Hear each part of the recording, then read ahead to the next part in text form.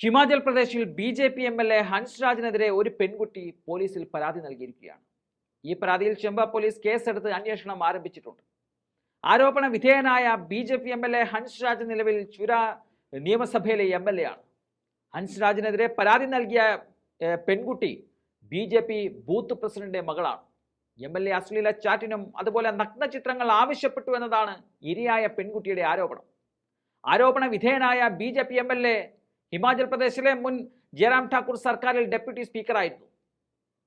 ഒരു ജോലി ആവശ്യവുമായിട്ടാണ് പെൺകുട്ടി എം.എൽ.എയെ സമീപിക്കുന്നത്.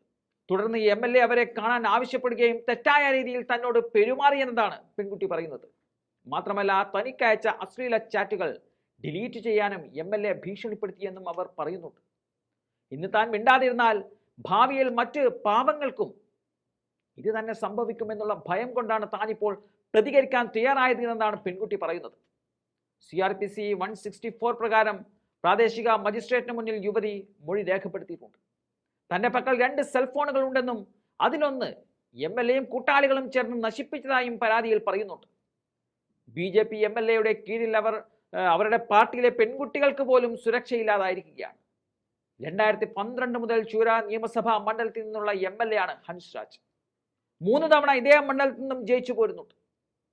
2022 അതായത് കഴിഞ്ഞ തെരഞ്ഞെടുപ്പിൽ 2642 വോട്ടുകൾക്കാണ് അദ്ദേഹം അവിടെ ജയിച്ചത്. അദ്ദേഹത്തിന്റെ സീനിയോറിറ്റി കണക്കിലെടുത്താണ് അദ്ദേഹം ഡെപ്യൂട്ടി സ്പീക്കർ പദവിയിലേക്ക് എത്തിയത്. അപ്പോൾ ബി.ജെ.പിയുടെ മുതിർന്ന നേതാക്കളിൽ ഒരാളുടെ ലീലാവിലാസങ്ങളാണ് ഇപ്പോൾ പുറത്തേക്ക് വന്നത്. കേസ് ഒത്തുതീർപ്പിന് ശ്രമിക്കുന്നുണ്ട് എന്നതാണ് റിപ്പോർട്ടുകൾ.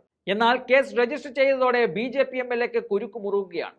പരാതിക്കാരിയായ ബി.ജെ.പി. പ്രവർത്തകയുടെ കുടുംബത്തിന്റെ സുരക്ഷ ഇപ്പോൾ സുഖ്വീന്ദർ സിംഗ് സുഖുവിന്റെ കോൺഗ്രസ് സർക്കാർ ഏറ്റെടുത്തിരിക്കുകയാണ്.